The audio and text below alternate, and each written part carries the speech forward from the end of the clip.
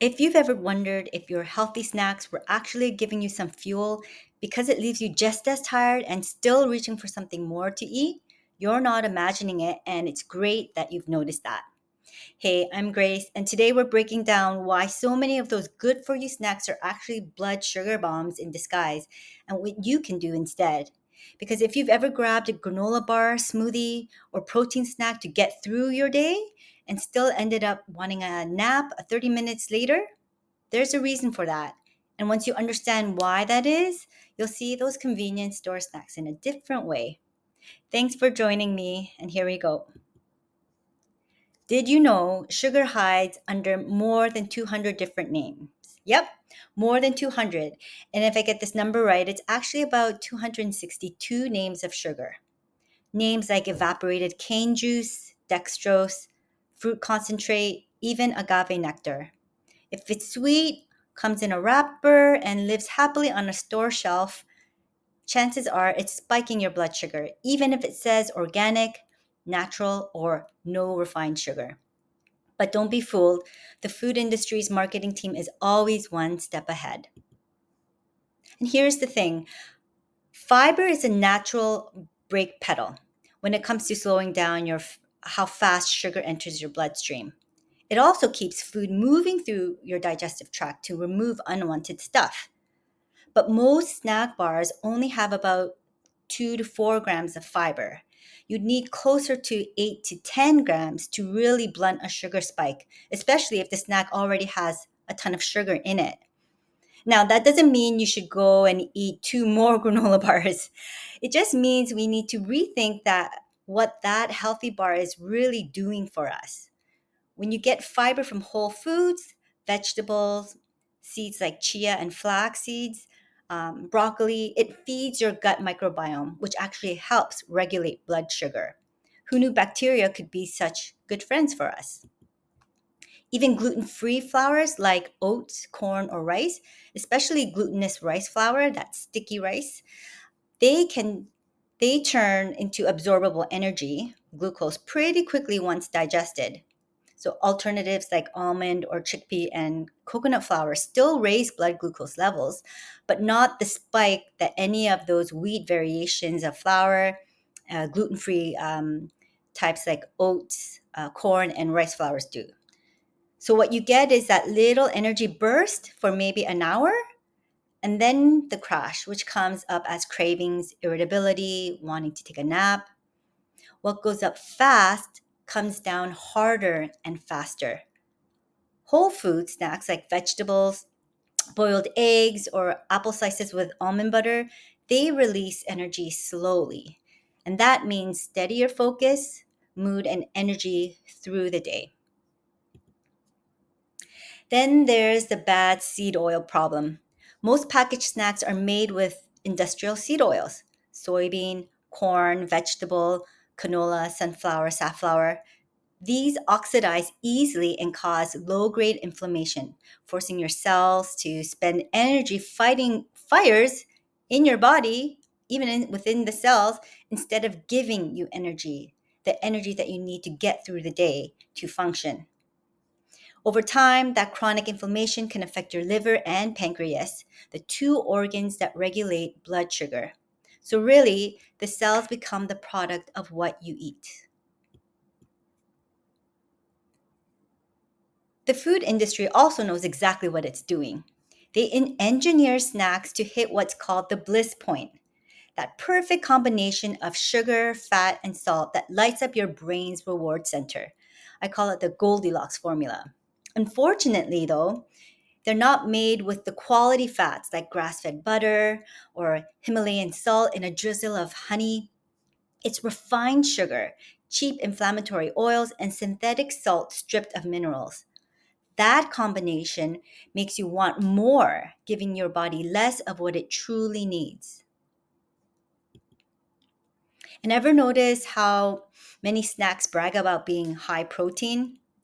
When you flip the label, it's soy isolate, rice protein, or collagen with zero fat or fiber.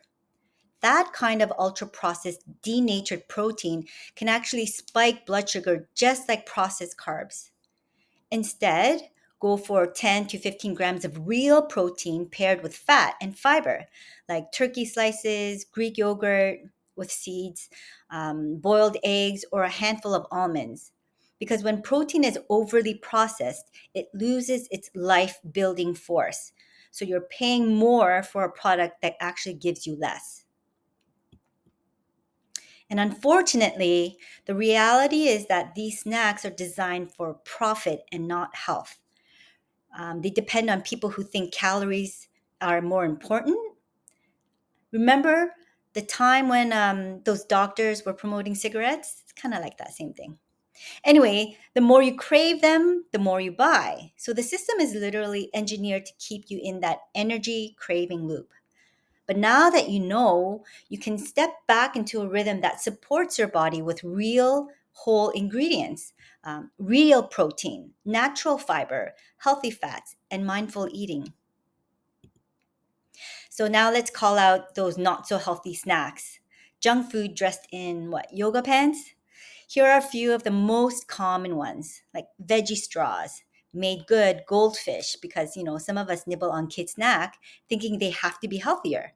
Cliff bars, Nutri-Grain bars, Nature Valley products, Blue Diamond trail mixes, Welch's, Mott's fruit snacks, Skinny Pop, Cheez It, Fiber One, Chex Mix, Belvita snack packs, Harvest Snaps, Quest protein chips, hippies, pretzels. Pretty packaging, but the same sugar crash an hour later. The main point is not every healthy snack is actually healthy, at least not for your blood sugar. When you start paying attention to what's on the ingredients list, not just the nutrition facts, hidden sugars, refined flours, seed oils, and low quality proteins become more apparent.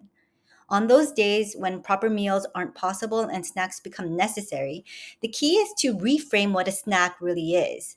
Think simple, real food options that naturally balance sugar, like protein, fat, and fiber.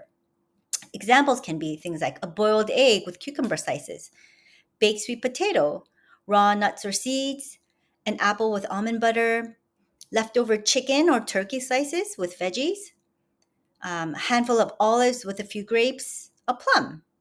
Who likes the bitter skin? Just enjoy the different flavors. These kinds of snacks work with your body, keeping your energy steady, your cravings low, and your focus sharp. Once you notice how much better you feel, those healthy packaged snacks won't even be tempting, although you still might eat it. Fancy claims like natural color, they don't necessarily make it nutrient dense. Remember that. And at the end of the day, a processed snack is still a snack. You still have the choice to eat processed snacks like I do, but the goal is to shift away from the daily reliance on non nutritive foods and towards snacks that actually support your body. So I just want to focus on that and highlight that we want to shift away from the daily reliance on these snacks, these packaged snacks at the store. If you're going to have a pack of Welch's, make sure you eat some nuts and seeds first. That's what I always tell my kids and myself. So, if you're ready to bring your blood sugar back into balance and finally get relief from all the frustrating symptoms that come with it, the constant cravings, energy crashes, the afternoon slumps, food driven mood swings, I really despise those, and even high blood pressure, my 6 week blood sugar balance program walks you through exactly how to do that. It's practical, sustainable, and built for busy women who want real results without rigid diets or guesswork or following the next health trend, because there are so many trends out there. And the timing couldn't be better because our next group starts in December, right before the holidays. So you can enjoy the season without the additional food stresses of sugar or the sugar battles that you might have to face. You'll find the link to connect with me below in the comments. 6 weeks to reset your rhythm, reclaim your energy, and set yourself up for a quality of life that matters. Thank you for joining me today.